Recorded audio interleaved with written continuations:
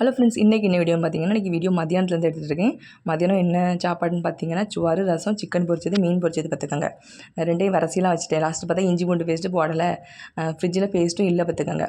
திரும்ப இஞ்சியும் பூண்டையும் உரிச்சு கொடுத்து என் மச்சாண்ட சொல்லி எப்பா லைட்டாக இடிச்சுதாங்க அப்படின்னு கேட்டால் அவர் பிள்ளைகளை கூட்டிச்சு விளையாண்டுட்டாக்காவ.